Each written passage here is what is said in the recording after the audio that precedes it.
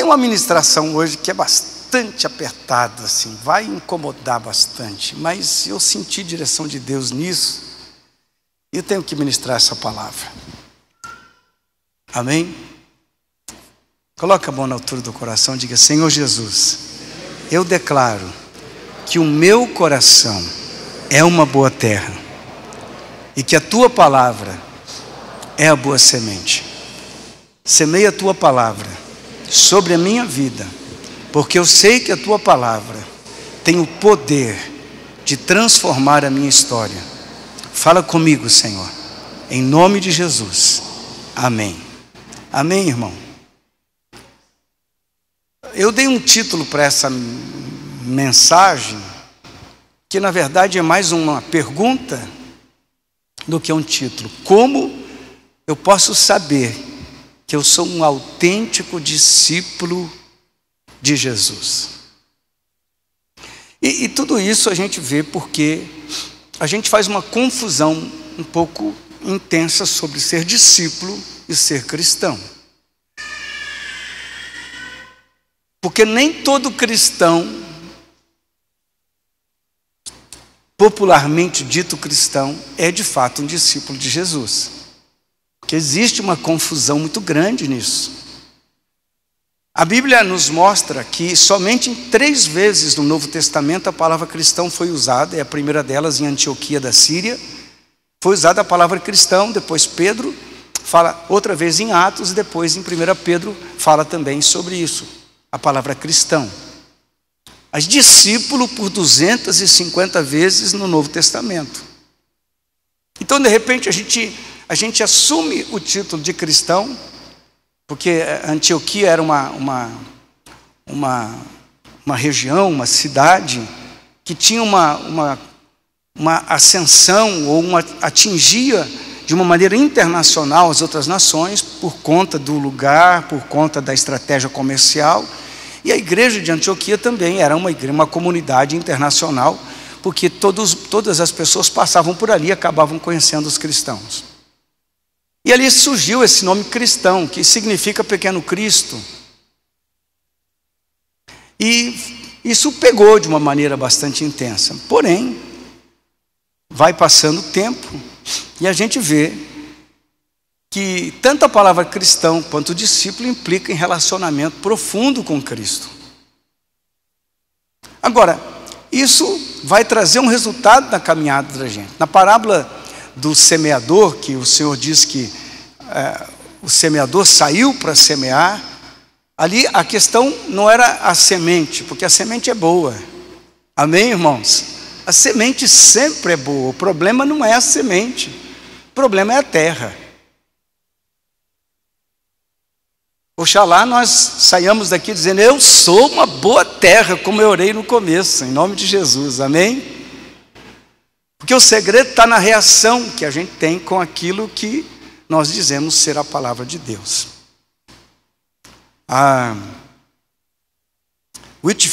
George Whitefield, ele nasceu em 1700 e alguma coisa ali, faleceu em 1770, ele era um pregador, um pastor anglicano. Ele andava pelos Estados Unidos, pregando a palavra, anunciando. Ele era um pastor itinerante, pregava numa cidade, pregava em outra. Ele falava assim: só dá para saber se realmente a pessoa se tornou um cristão, ou melhor, um discípulo de Jesus, depois de 5 anos. Porque existe uma diferença entre aquele que conhece o Evangelho e aquele que vive o Evangelho. Eu posso ter muito conhecimento, e hoje com uma facilidade, com o advento da internet, e, enfim, você pode conhecer muito a respeito de Cristo e muitas doutrinas diferentes a respeito de Cristo. Então, uma coisa é conhecer a Jesus, e a outra, conhecer a Jesus, os seus ensinamentos, e a outra coisa é seguir a Jesus e andar nos seus caminhos. É uma diferença muito grande. E talvez a gente pense: não, eu sou um discípulo de Jesus, mas a gente não está vivendo como discípulo. E existem algumas características que denunciam se nós somos ou não somos discípulos de Jesus. A Bíblia nos diz que nós conhecemos a árvore pelo fruto. Não tem como você pegar e dizer isso aqui é um pé de laranja, quando dali tem limão, ou isso aqui é um pé de maçã e você vai colher laranja. Então, Jesus está apontando exatamente que existe uma coerência entre aquilo que nós dizemos crer e aquilo que nós vivemos. Deve ter essa coerência, deve fazer parte da nossa vida. Porque, infelizmente, irmãos, a gente vê muita gente dizendo, eu sou cristão, mas quando você olha o comportamento, você fica extremamente incomodado. Você fala, mas não é possível. Será? Se você me perguntar assim, pastor, a gente de vez em quando dá umas pisadas no tomate, eu vou dizer, é verdade. É uma luta constante da carne e do espírito. Mas não é uma prática, é uma luta. No momento lá você se perde um pouco e volta para o caminho. E essa batalha vai ser até o final da tua caminhada com Cristo. Se você, de fato, decide ser um discípulo do Senhor Jesus. Então, que características são essas? A primeira coisa, o discípulo de Jesus precisa nascer de novo, espiritualmente. Ele precisa ter evidência do novo nascimento, ele tem que saber o que é nascer de novo.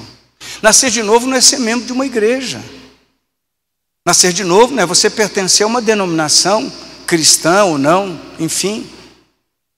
Algumas vezes você se adequa aos ritos daquela instituição que você está pertencendo, você se comporta conforme é exigido naquele lugar, mas isso não te faz um cristão. Alguns lugares exigem que você não possa fazer isso, não possa fazer aquilo outro, mas isso não te faz um cristão, isso te faz um membro de igreja. Todo lugar que você vai, vão exigir de você um compromisso mínimo. Isso é fato. Mas um cristão não está comprometido com a instituição em primeira instância, ele está comprometido com Jesus. Mas isso é consequência do quê? Do novo nascimento. Ninguém pode entrar no reino de Deus, João capítulo 3, versículo 5. Ninguém pode entrar no reino de Deus se não nascer da água e do Espírito. O que nasce da carne é carne, mas o que nasce do Espírito é Espírito. Não se surpreenda pelo fato de eu ter dito, é necessário que vocês nasçam de novo. É interessante aquele diálogo de Jesus com aquele mestre da religião. Falou, o que você está querendo falar, Jesus? Nicodemos vai questionar o Senhor como é que faz para entrar no reino de Deus, e ele fala, você tem que nascer de novo. Mas Jesus não está falando com qualquer pessoa, Jesus está falando com um mestre da religião, um estudioso da lei. Ele não sabe o que significa isso, nascer de novo. E para quem nunca nasceu de novo, é difícil de explicar. Mas a partir do momento que você conhece a Jesus, você sabe a diferença que é ter Jesus no teu coração, porque ter Jesus no coração é diferente de ter Jesus no intelecto. Você pode ter uma fé racional, resultado da lógica, da compreensão humana, da sapiência humana mental, da capacidade de entender, de compreender as coisas e dizer, eu acho que isso é bom. Mas nascer de novo não tem nada a ver com isso, não tem a ver com a minha lógica, com a tua lógica. Nascer de novo é uma experiência pessoal que eu tenho com Cristo. Muita gente perde noção do que é verdadeiramente se tornar um cristão. As pessoas estão mudando de religião e não estão mudando de vida. Quando você nasce de novo, a primeira coisa que começa a acontecer é que você começa a mudar de vida, de comportamento, de dentro para fora, não é de fora para dentro. Porque de fora para dentro é fácil mascarar, o problema é o que fica dentro. É o que está oculto, que ninguém vê. Mas quando isso é espontâneo e nasce da parte de Deus, você simplesmente é tocado pelo Espírito Santo e começa um processo que começa hoje ou começou há alguns anos e vai até o resto da sua vida. É uma constante mudança. Eu faço força para isso? Não, quem faz é o Espírito Santo, Ele que entra na tua vida, Ele que começa a convencer você, Ele que começa a persuadir você a mudar a tua maneira de pensar, de compreender as coisas, de fazer as coisas. E a Bíblia diz que aí começa uma briga da carne e do Espírito. Você já não é mais a mesma pessoa, já não se sente mais de qualquer maneira, simplesmente você sabe que alguma coisa interna está impulsionando você a deixar de fazer certas coisas, e você começa a praticar outras coisas, diferente daquilo que você vivia. Você não quer mais agradar a tua carne, ainda que a carne goste de ser agradada. Irmão, a carne adora ser agradada, mas dentro de você existe algo acontecendo, que é sobrenatural, é espiritual, vem da parte de Deus. O Espírito Santo está trabalhando, ele entra dentro de você. É o que Nicodemos não estava entendendo. Nicodemos não compreendia o que é que estava acontecendo ali. Aí Jesus está dizendo, você tem que nascer espiritualmente, para você entender o que é espiritual. Muitas vezes as pessoas estão procurando uma religião que lhe agrade. Eu quero dizer uma coisa para você: nós temos é que agradar a Deus, não a religião que nos agrade. Algumas vezes nós queremos ser agradados. A gente vem para uma igreja, vem para um local, fala, nossa, tudo tem que ser feito para mim. Parece que eu aqui sou o centro das coisas, porque tudo é para me agradar. Eu quero dizer para você que quando você nasce de novo, você vai perder essa noção de ser agradado, e você vai começar a querer agradar ao Senhor. Isso é uma resposta tremenda de nascer de novo. Efésios 2, 1 e 3 a 3 diz assim: Ele vos deu vida, estando vós mortos nos vossos delitos e pecados, nos quais andastes outrora, segundo o curso deste mundo, segundo o príncipe da potestade do ar, do espírito que agora atua nos filhos da desobediência, entre os quais também todos nós andamos outrora, segundo a inclinação da nossa carne, fazendo a vontade da carne e dos pensamentos, e éramos por natureza filhos da ira, como também os demais. Por isso precisamos, irmãos, nós precisamos nascer de novo. Nós precisamos nascer de novo. Então a primeira coisa para me tornar um discípulo de Jesus é nascer de novo, porque é impossível ser discípulo de Jesus sem nascer de novo. Senão nós vamos entrar numa guerra de ideias. Quando você se torna uma nova criatura em Cristo, você vai deixar de discutir certas coisas, você vai deixar de entrar em certas questões, porque você não precisa entrar, porque existe no teu coração, no teu espírito, ele se torna vivo para Deus, porque o Espírito de Deus vivifica o nosso espírito, e nos tornamos então tendo comunhão espiritual com Deus através do nosso espírito. Por isso que muitas vezes você olha para alguma pessoa e diz, mas aquela pessoa da igreja, ele frequenta aquele lugar, mas como é que pode? O que é que está acontecendo? Será que realmente essa pessoa tem a identidade de Cristo? Ele caminha com Jesus, ele é um discípulo de Jesus? E aí a importância de nós sabermos a diferença entre só ser um cristão e ser um discípulo de Jesus. Amém? Precisamos nos arrepender dos nossos pecados. Coloque João 3,16, por favor. Porque Deus amou o mundo de tal maneira que deu o seu Filho unigênito, para que todo aquele que nele crê, não pereça, mas tenha a vida eterna. Amém, igreja? Quando você começa a ler a palavra de Deus, você fica impressionado com algumas coisas, que para temer ao Senhor nós precisamos da ajuda do Espírito Santo. Para crer no Senhor, nós precisamos da ajuda do Espírito Santo. Você não pode simplesmente crer no Senhor, servir a Ele, sem que o Espírito Santo tenha trabalhado no seu coração. A gente não adota a vida cristã por herança. Ah, sim, algumas vezes sim, porque a gente diz, meu pai era da tal religião, minha mãe, a minha família toda, então eu também sou. Você pode herdar a religião, mas não a salvação. A salvação não se herda de pai para filho. A salvação é resposta do toque sobrenatural do Espírito Santo na nossa vida. Amém? Eu preciso compreender isso. Isso tem que ser colocado no meu checklisting de salvação. Eu realmente já nasci de novo. Eu sou uma nova criatura. Jesus habita no meu coração. Como diz o apóstolo Paulo, apóstolo Paulo diz, se é que o Espírito Santo habita em vós. Então a primeira coisa, eu preciso nascer de novo para me tornar um verdadeiro cristão. É impossível sem ser um nascido de novo. Você pode olhar de repente para alguém do teu lado, da tua família. Pode ser que essa pessoa não tenha nascido de novo.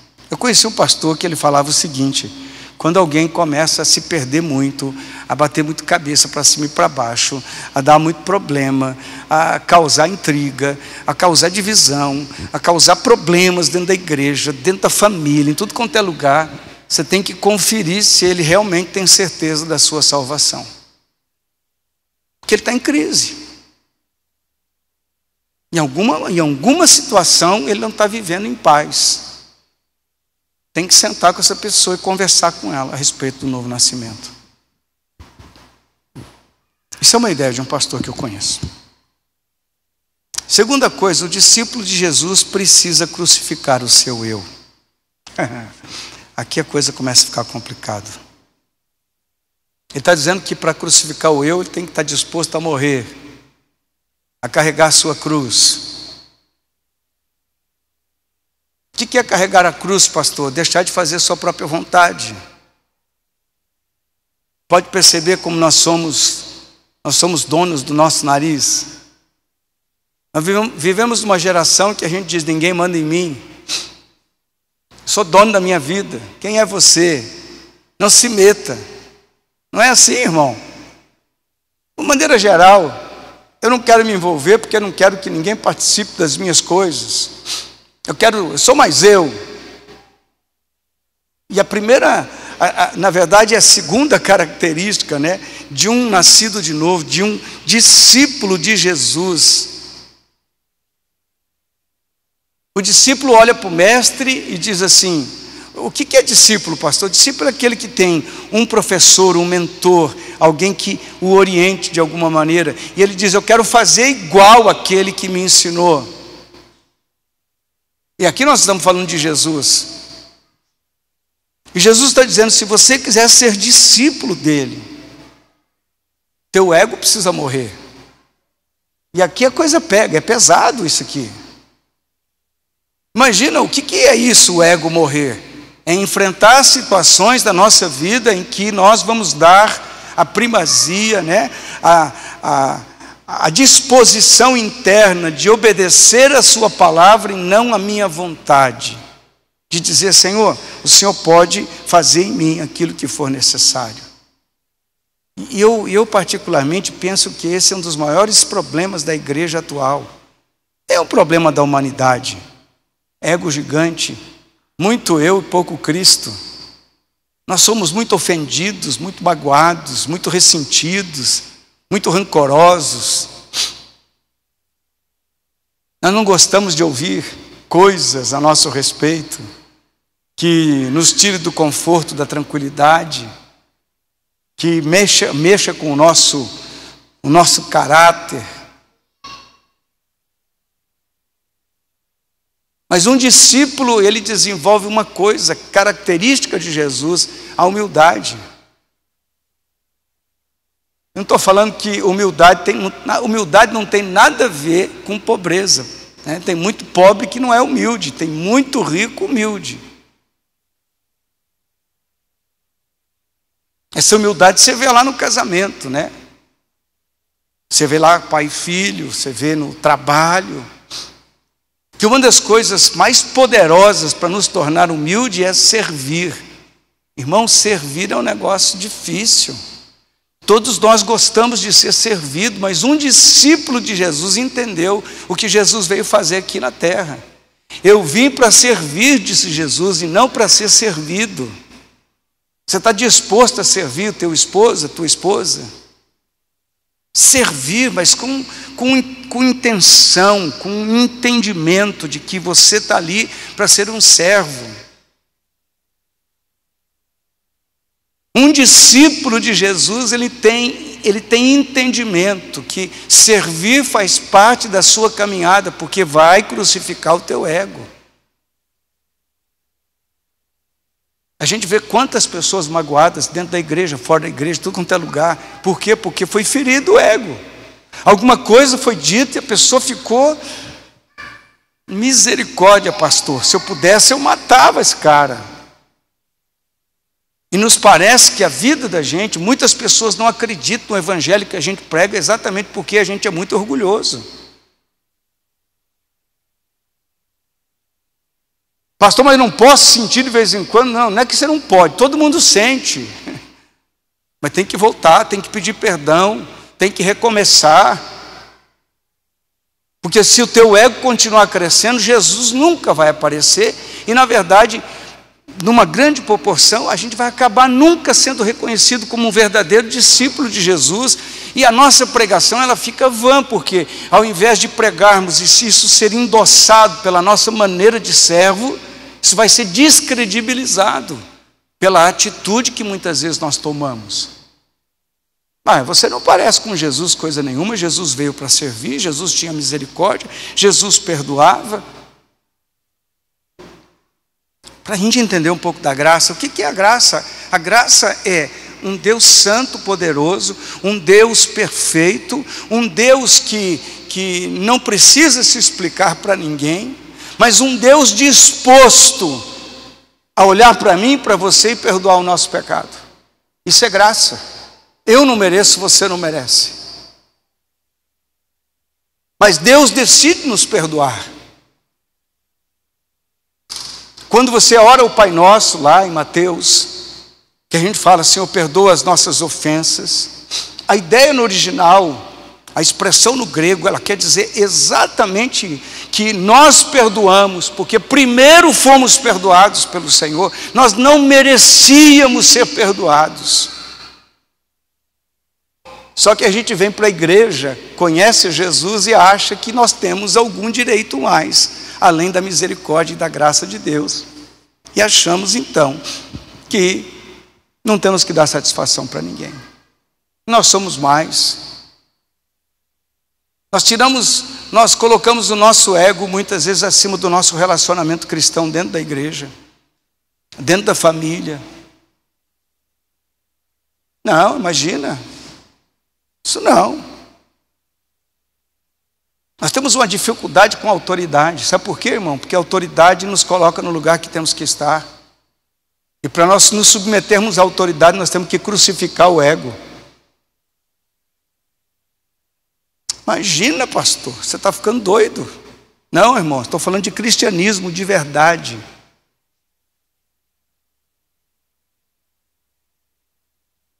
Ninguém nem fala nem amém. Obrigado. Lucas 14, 27, vai dizer, quem não carrega a sua própria cruz e não me segue, não pode ser meu discípulo. Vamos lá no texto. E qualquer que não tomar a sua cruz e vier após mim, não pode ser meu discípulo. Irmão, quando você pensa em cruz, o que é que você pensa? Não, pastor, eu pensei que era uma conta bancária. Eu pensei que era não ter mais problemas. Ninguém vai me perseguir, ninguém vai me ofender. Meu marido, pastor, meu marido vai ser o cara melhor do mundo. Minha esposa, um docinho de coco. Que é isso? Lá em casa, eu vou chegar amanhã na minha empresa lá, e meu patrão está me esperando com um sorriso largo e dizendo, hoje vou te dar 200% de aumento.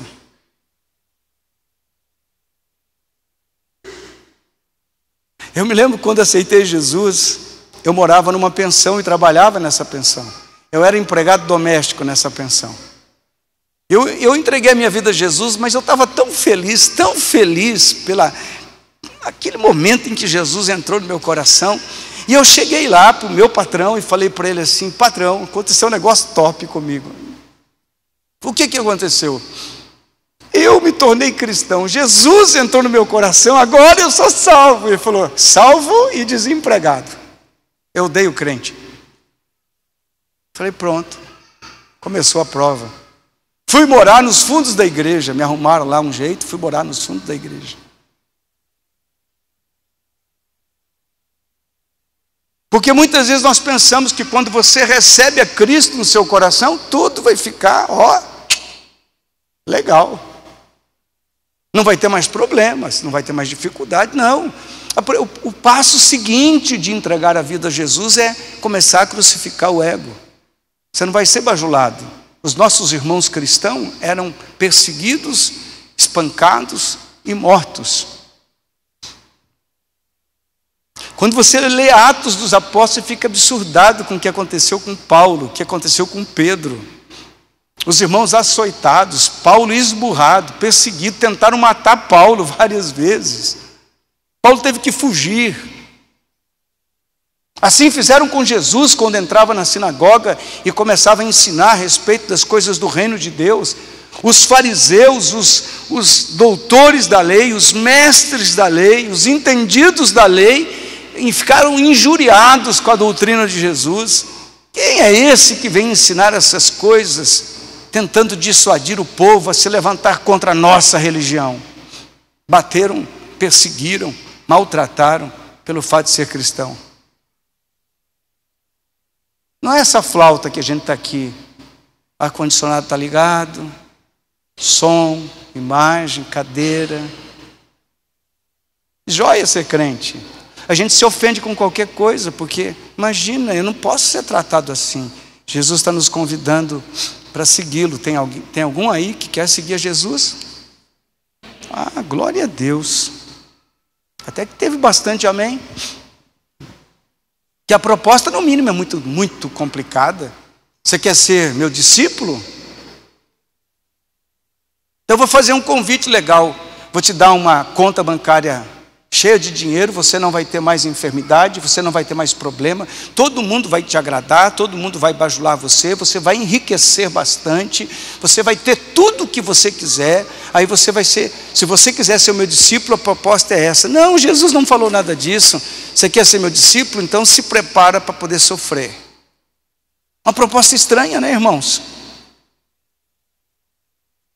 Isso não era uma proposta para atrair ninguém, porém Jesus pode nos dar o que ninguém e que nada pode nos dar: perdão dos nossos pecados e a nossa vida eterna.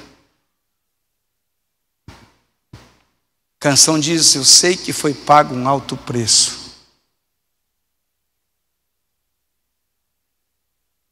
O preço que Jesus pagou não é para nos agradar, mas para nos salvar. Esse cristianismo é o cristianismo que está na Bíblia. Esse é o discipulado da Bíblia.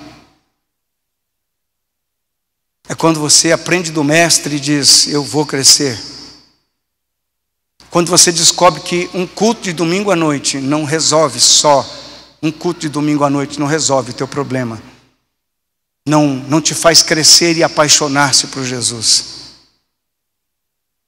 A gente tinha que estar desesperado para que o nosso ego não nos atrapalhasse a ser cristão de verdade. Terceira coisa, o discípulo de Jesus precisa ter Deus como prioridade. Isso é fundamental. Lucas 14, 26. Se alguém vem a mim e não aborrece o seu pai, e mãe, e mulher, e filhos, e irmãos, e irmãs, e ainda a sua própria vida, não pode ser meu discípulo. Aqui o negócio fica complicado. Você fala: aí não dá, né, pastor? Dia dos Pais, hoje. Eu não fui na igreja porque sabe como é que é, pastor? Tinha que estar cuidando do meu papai e tal. Não, irmão, você tem que cuidar do teu pai o ano inteiro. Tem que amar Ele, respeitar Ele, honrar Ele. Não é no dia dos pais vai dizer eu te amo. Ame, ame. Mas o senhor é contra essas coisas? Eu sou contra qualquer tipo de coisa que te tira o foco da realidade. E tem muita coisa que nos faz fugir da realidade. Qualquer tipo de encantamento que tenta encantar nossa mente. Mas o senhor não é a favor de respeitar? Mas eu sou totalmente a favor de honrar pai e mãe. Mas não fazer de um dia como se isso fosse a máxima na nossa vivência. Hoje aqui eu te um presente para você, felicidades e tal, e depois o resto do ano é só desobediência, rebeldia, insubmissão e tal. Então a gente tem que estar atento para essas coisas. Que tem coisa que é só uma data festiva e comercial, não tem nada a ver com aquilo que é real. Jesus está dizendo, se você quiser realmente ser meu discípulo, se prepare, porque você vai aborrecer. Jesus não está falando sobre um conflito de desobediência, de rebeldia, nada disso. Jesus está falando que vai ter um conflito de ideias e de princípios aqui. Que talvez o seu pai, a sua mãe, o seu esposo, o seu filho, a sua filha, eles não vão entender o que significa de fato servir ao Senhor, entregar a sua vida a Ele. Porque a família normalmente, quando você se decide por Cristo, eles vão dizer assim, quero ver isso aí até onde vai durar. Isso é fogo de palha esse negócio aí. Isso não vai durar nada. Até que eles possam reconhecer em nós que realmente Jesus fez uma obra na nossa vida, eles vão duvidar e tem todo motivo para isso. Aqui Jesus não está falando que você tem que ser contra o pai, contra a mãe, muito pelo contrário. A Bíblia ela é muito assertiva a respeito disso e ela vai nos dizer que a família é importante, a casa é importante, os familiares são importantes, mas eles não podem ocupar o primeiro lugar na nossa vida. Eles não podem ser uma desculpa para deixarmos de servir ao Senhor. Quantos papais e mamães, depois que nascem os filhos, dizem, agora não tenho mais tempo, pastor. Não dá para ir na igreja. Não tenho tempo para servir ao Senhor. Meu filho é pequenininho. Daí depois ele é grandinho. Depois ele está fazendo faculdade. Depois ele vai casar. Depois ele vai ter netos. Eu vou ter que cuidar dos meus netos. E tem gente que passa a vida inteira se excusando de estar colocando Deus como prioridade. Filho é uma bênção. Amém? É uma bênção. Filho é uma bênção. Tê-los é uma bênção. E a gente tem falado das crianças aqui, como é maravilhoso as crianças. Aproveite agora que eles são pequeninos e você pode trazê-los à casa do Senhor. Porque depois, antigamente era com maior idade, depois dos 12 anos de idade você não decide mais. Eles decidem quem eles vão servir, se eles vão continuar servindo a Deus, se eles tiveram uma experiência de novo nascimento, se eles se converteram de fato, se eles já nasceram de novo, tudo isso aproveita, porque a melhor fase para ministrar sobre eles e que o coração deles está mais aberto é essa fase infantil. Que depois de uma certa idade já está sedimentado, já está estruturado e é mais fácil, é mais difícil você construir outro valor, outro princípio na vida de uma criança. É muito mais complicado, do ponto de vista humano, evangelizar um adulto do que uma criança.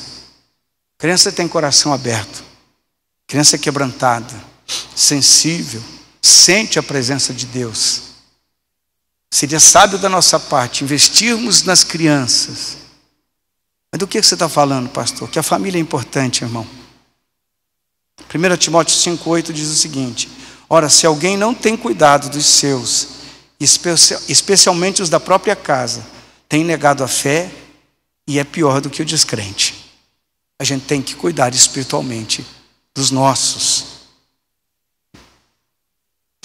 Deus tem que ser prioridade na nossa vida, na nossa família e na nossa casa. Amém? Ele tem que estar em primeiro lugar. É fundamental isso. João 15, 18 e 19 diz: se o mundo vos odeia, sabei que primeiro de que a vós outros me odiou a mim. Se vós fosseis do mundo, o mundo os amaria, o que era seu. Como todavia não sois do mundo, pelo contrário, dele vos escolhi, por isso o mundo vos odeia. Pastor, me tornei cristão, parece que aumentaram os meus inimigos. Exatamente. O mundo vai te odiar porque você se tornou um discípulo de Jesus. O mundo vai te perseguir porque você é um discípulo de Jesus.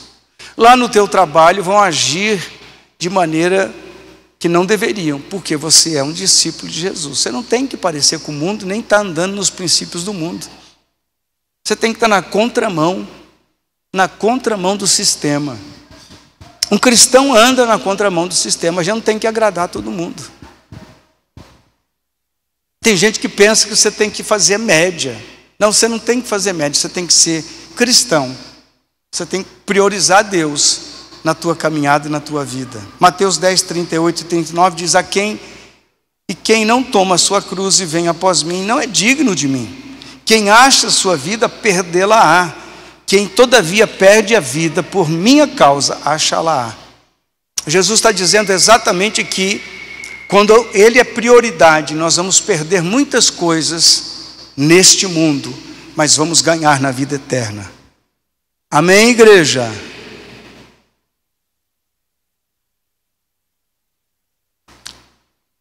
Quarta coisa. Eu tenho um tempinho ainda.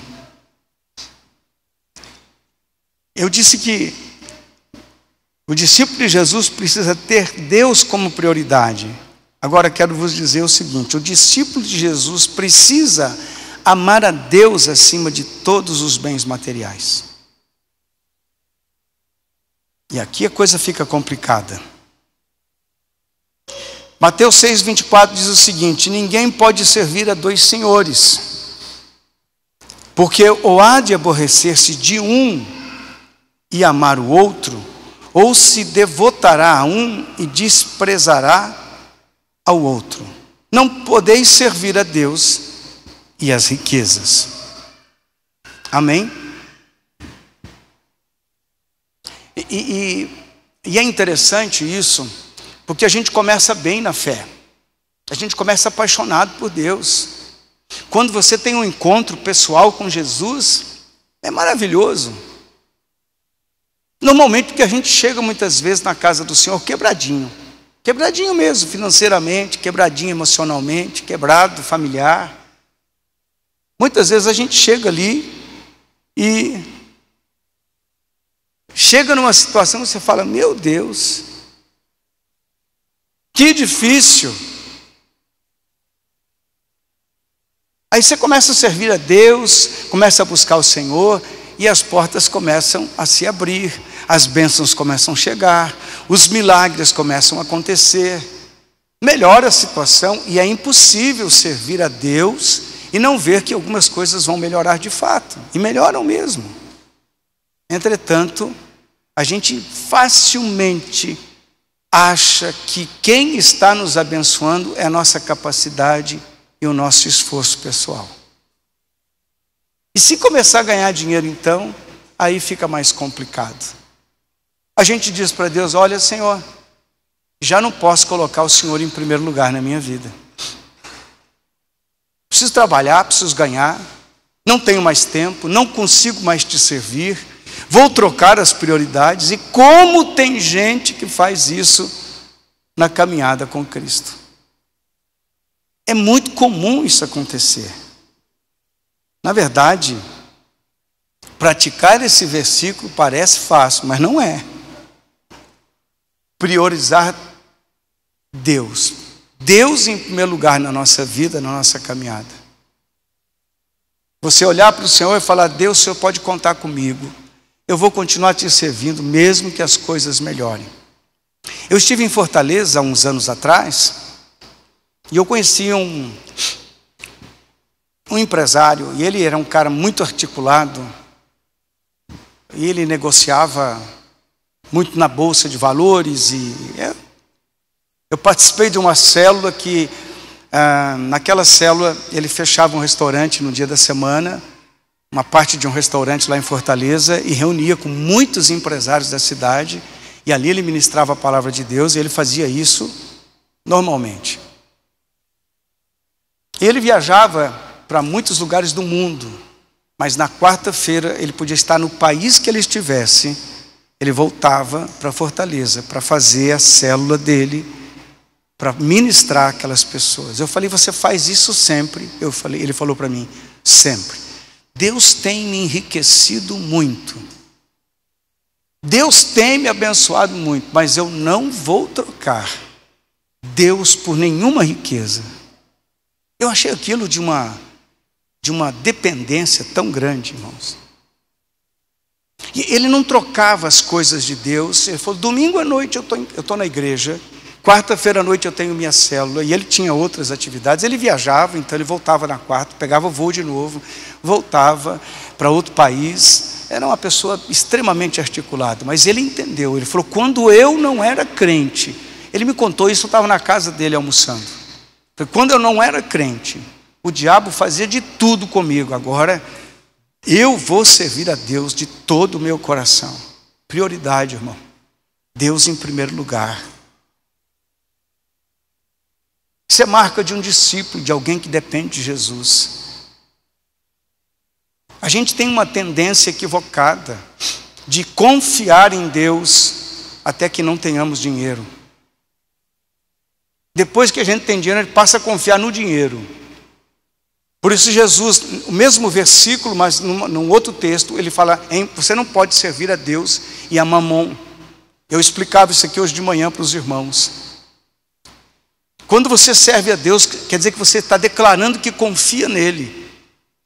E por que você não pode servir a Deus e a mamon? Porque mamon, a tradução do aramaico, significa confiança. E quando você passa a confiar no dinheiro, você deixa de confiar em Deus. Por isso que as riquezas muitas vezes nos impedem de servir a Deus de todo o nosso coração. Mas o evangelho é para quem, pastor? É para todas as pessoas. Marcos 10, 24. Os discípulos estranharam estas palavras, mas Jesus insistiu em dizer-lhes, filhos, quão difícil é para os que confiam nas riquezas entrar no reino de Deus. Porque vai ocupar um lugar na nossa vida. O que tem ocupado esse lugar? Porque onde que está o meu coração? Ali é o meu tesouro. Aquele lugar é o que toma primazia na minha vida. Muitas vezes o que está tomando lugar são coisas que lá no fundo não agradam ao Senhor. 1 Timóteo 6, 9 e 10 diz, ora, os que querem ficar ricos caem em tentação e cilada, e em muitas concupiscências insensatas e perniciosas, as quais afogam os homens na ruína e perdição. Porque o amor do dinheiro, ou ao dinheiro, é a raiz de todos os males. E alguns nessa cobiça se desviaram da fé, e a si mesmos se atormentaram com muitas dores. Irmão, eu só estou lendo Bíblia. Só estou lendo Bíblia. Eu não posso dizer nomes, evidentemente que não, e não o farei para não expor ninguém. Mas um amado, num período, ele ficou tão desesperado em ter dinheiro, e ele queria ganhar muito dinheiro. Eu falava, irmão, cuidado. E ele, não, pastor, eu tenho que ganhar, eu tenho que ter. E ele prospectou uma renda passiva que ele tinha que atingir. E ele tinha que ter aquela renda sem precisar trabalhar. O trabalho dignifica o homem, né? Dizem, né? Mas o trabalho é honroso. A palavra de Deus assim o diz. Mas ele não queria trabalhar, ele queria ganhar sem precisar esforço humano. E ele ficou tão tomado por esse sentimento que ele entrou num funil emocional, numa depressão violenta. O negócio foi quase as consequências extremas. Ele deixou de confiar, e era um homem que confiava em Deus, e de repente começou a confiar na sua riqueza, na sua capacidade de ter, e ele começou a ter problemas na vida. Problemas seríssimos. Timóteo está aqui, esse texto de Timóteo está dizendo exatamente que nós temos que tomar cuidado com isso. Deus em primeiro lugar. Irmão, é muito fácil enganar o nosso coração. Quinta coisa, eu vou encerrar aqui. Um discípulo de Jesus, preste atenção nisso. Um discípulo de Jesus, ele precisa dar frutos. É natural que um discípulo de Jesus produza frutos. Frutos. Pastor, quer dizer que se eu não estiver produzindo frutos, eu estou deixando de ser discípulo de Jesus? Se você quiser responder, responda. Porque nós somos desafiados. Aquele que está enxertado na videira verdadeira, que está conectado. A Bíblia diz que nós fomos enxertados na videira. E alguém que foi enxertado na videira, mesmo sendo figueira brava, vai frutificar, porque é impossível estar conectado em Jesus e não ser frutífero e não dar fruto segundo aquilo que o Senhor espera de nós.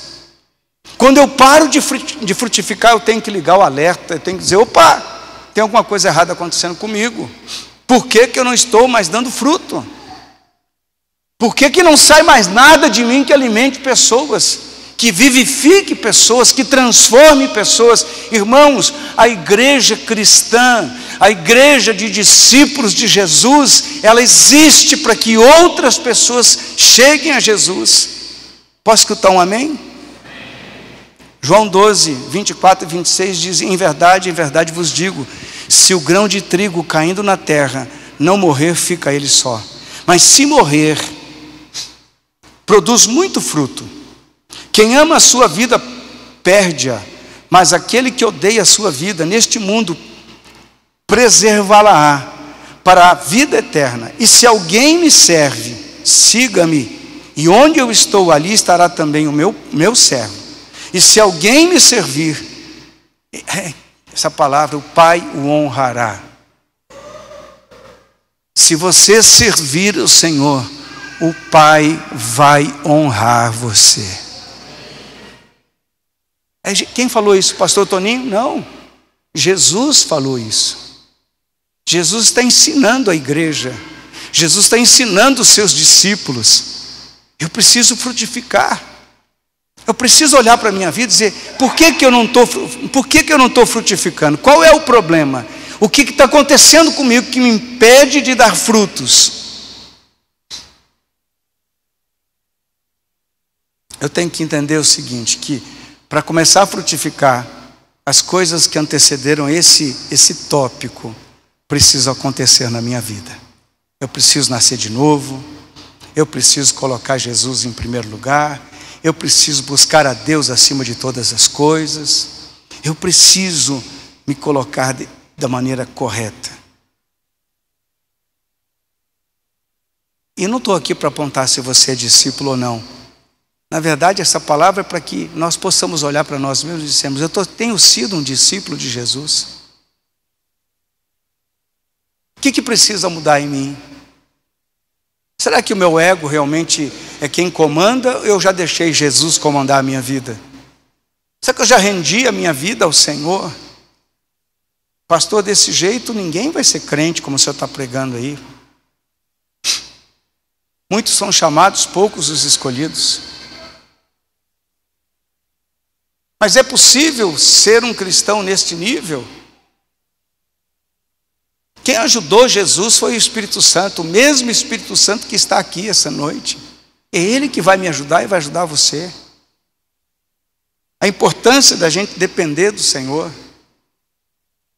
da gente estar cheio da presença de Deus. Tem muitas vezes que a pessoa pensa assim, mas acho que ir na igreja só de vez em quando está bom, já é o suficiente. Uma vez no domingo, não, irmão, se eu entender que eu preciso me tornar um discípulo de Jesus, isso implica em uma caminhada intensa com o Senhor, que vai requerer da minha vida uma constância na presença de Deus, um viver diário na presença de Deus. Isso é um desafio. Daqui a pouco a carne está começando a querer ficar gigante, o ego começa a querer tomar espaço, e a gente vai ter que olhar para a gente e falar, opa, peraí, aqui eu estou deixando de ser cristão, e eu preciso mudar isso aqui, eu preciso colocar a minha vida diante do Senhor. Eu preciso ouvir mais a palavra, eu preciso orar mais, eu preciso praticar mais a palavra. Mas não é dentro da igreja, irmão.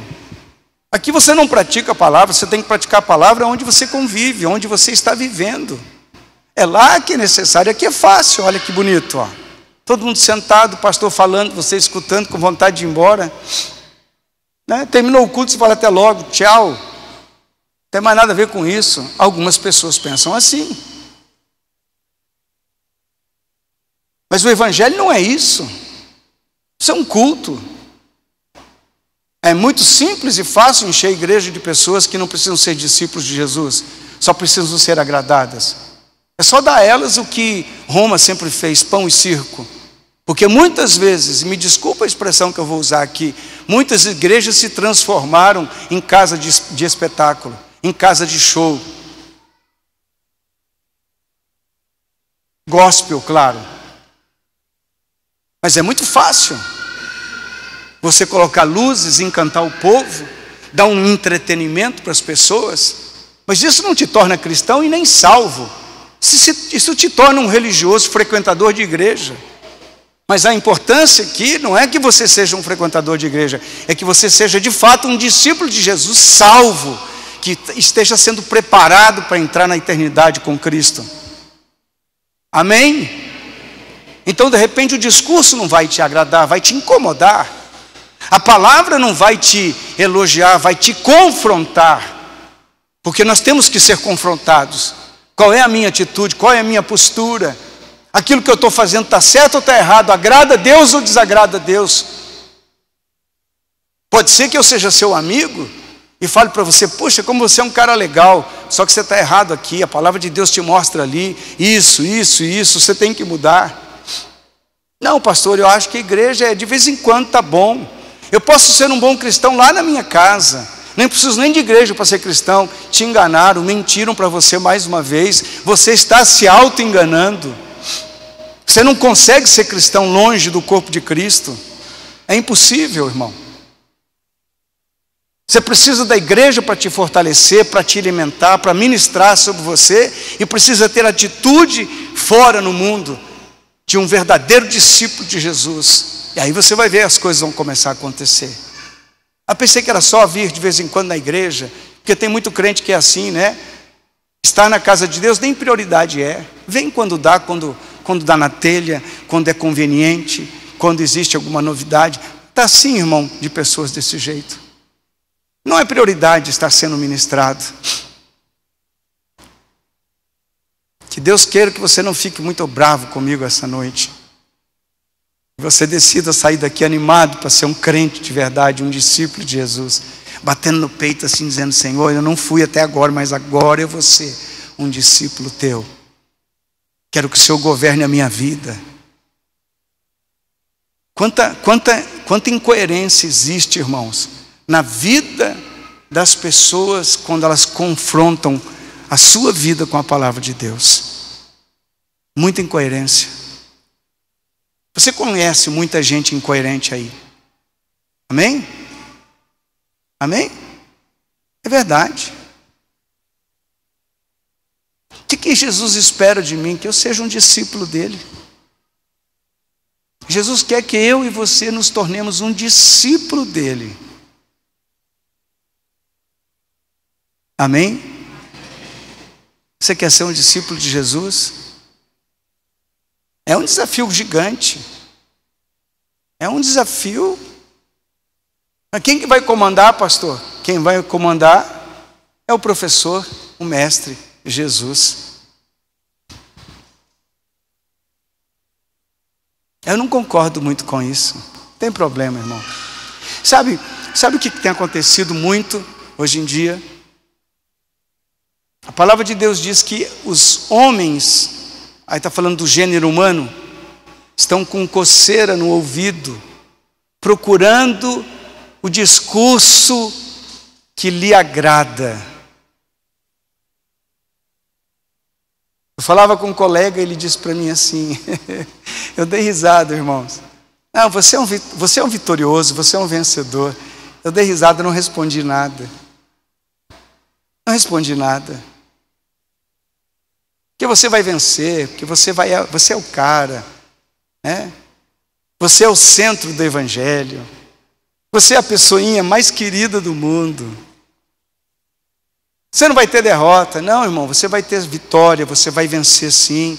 Mas isso tem um custo de ser discípulo de Jesus. Porque antes de te tornar vencedor, conquistador, Jesus vai lapidar o diamante. Você sabe como é que lapida o diamante? Uma pedra bruta e feia, até ela ficar bonita, né? Aquele anel de diamante lindo, para chegar naquele ponto, vai passar por muita lapidação. Lapidação é muita pancada, até ficar bem. A Bíblia diz que o ferro afia o ferro. Você vai ser aperfeiçoado no Senhor a partir do momento que você permitir que o seu ego passe pelo processo da morte. E Deus vai usar pessoas para matar o teu ego, para colocar o teu ego no lugar que ele tem que ficar, o teu e o meu. Aí você vai falar, meu Deus, quer dizer, é por isso que eu tenho, é por isso que essa pessoa, é por isso. Mas é por isso que, é por isso, irmão, é por isso. Deus está lapidando você, mas não fuja do processo. Se você quer ser um discípulo de Jesus, se prepare. Você é muito orgulhoso, irmão. Eu vou falar que você é, porque eu também sou. Todo mundo tem uma dose de orgulho terrível dentro do coração. Que de vez em quando você fica doido, fica com raiva, fica que nem um cavalo doido. Doidinho, fica nervoso, não aceito que fale assim comigo, não aceito que seja tratado de jeito, não aceito. Vou para outro lugar que me tratam bem. Aí você vai chegar lá, Deus vai, né? Daqui a pouco ele começa de novo, porque não terminou o tratamento. O problema não é a semente, o problema é a terra. A terra tem que ser tratada, tem que ser arada, tem que ser movida. O problema é a terra. Eu quero ser discípulo de Jesus, mas eu não quero passar pelo processo. Eu aceito a mensagem, mas não tem profundidade, não tem, a raiz não vai fundo. Quando vem o sol, queima a planta. Tem muita gente que não aguenta, porque é raso em Jesus. Quer servir a Jesus, quer continuar na vida louca, quer continuar fazendo as coisas erradas, quer continuar aprontando, pintando e bordando, trapaceando, mentindo, enganando. E acha que vai ser tudo igual. Não vai não. Vai não. Tem coisa que é prioridade na vida da gente, nós temos que colocar como prioridade. Ai, meu Deus, passei demais o tempo. Vamos ficar de pé.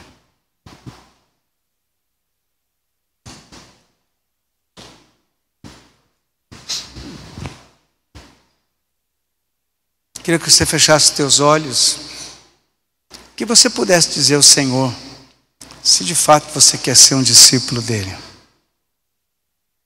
Feche os teus olhos. Eu queria agora que o movimento fosse, por favor, por favor. Deus continua falando, irmão, Deus continua falando, não saia não, fica quietinho aí, por favor, por favor.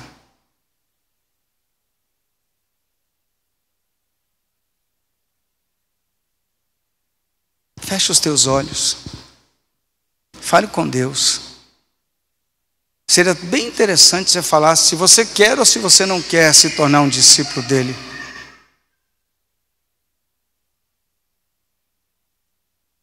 Essa noite nós estamos na tua presença, aqui estão, Senhor, os nossos corações expostos ao Senhor.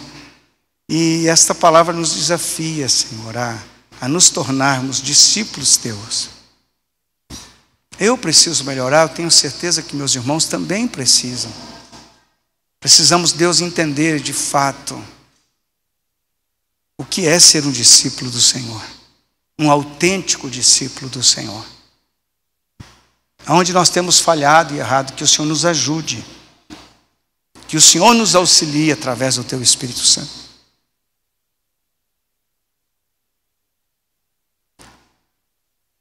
Que a Tua presença, que a Tua glória, que a Tua unção venha sobre nós com poder, com autoridade. Que sejamos tão constrangidos pelo Teu Espírito Santo essa noite. Que possamos sair daqui e dizer: eu vou melhorar. Eu vou entregar minha vida nas Tuas mãos, Senhor. Que a Tua presença tome conta da minha vida. Que não governe mais a minha carne, mas que eu seja governado pelo Teu Espírito Santo. O Senhor sonda os corações e o Senhor sabe aquilo que é verdadeiro, aquilo que é honesto, aquilo que é sincero na vida de cada um que está orando aqui. O Senhor sabe que do profundo do meu coração não tive a intenção nenhuma de ofender ou de magoar ninguém, mas sim de pregar Tua palavra. Que a Tua palavra venha de encontro, Senhor, às nossas verdades. Que tudo aquilo que é uma ideia equivocada que nós temos no nosso coração seja derrubado pelo poder do Teu Espírito Santo. Seja quebrado, Senhor, todo esquema na nossa mente, no nosso coração. Eu sei que alguns estão escravizados por algumas situações, e eu peço em nome de Jesus que agora mesmo o Teu Espírito Santo liberte, Senhor. Quebre todo o esquema, todo o domínio, toda a opressão, todo vício, todo comportamento ruim, Senhor. Em nome de Jesus, que haja o derramar do Senhor na vida de cada um dos meus irmãos. Que o inimigo não prevaleça. Que nós saibamos a partir de hoje nos identificar como discípulos do Senhor e vivermos como discípulos do Senhor. Diga assim comigo, diga: Senhor Jesus, ajuda-me. Eu quero ser Teu discípulo. Ensina-me o caminho. Eu quero Te obedecer. Estou disposto a Te seguir. Preciso da Tua ajuda, Senhor. Eu quero ser parecido contigo, Jesus. Sei que para isso terei que melhorar muito, mas eu peço a Tua ajuda. Que o meu ego seja crucificado na cruz e que em minha vida prevaleça o Teu Espírito Santo. Eu oro em nome de Jesus. Levanta a sua mão direita. Levanta a sua mão direita e diga: Senhor Jesus, eis-me aqui, um discípulo rendido ao Senhor. Amém. Amém, irmão. Amém, igreja. Você vai ter no teu caminhar pessoas que vão dizer para você assim: não precisa disso tudo, não. Eu vou continuar dizendo para você: discípulo passa pelo processo. Pastor, no meio dessa caminhada as coisas vão acontecer? Claro que vão, irmão. Porque discípulo é aquele que segue a Jesus e que se torna filho de Deus. E o pai mais importante dessa noite não sou eu e não é você, é o Pai eterno. E a Ele nós devemos servir.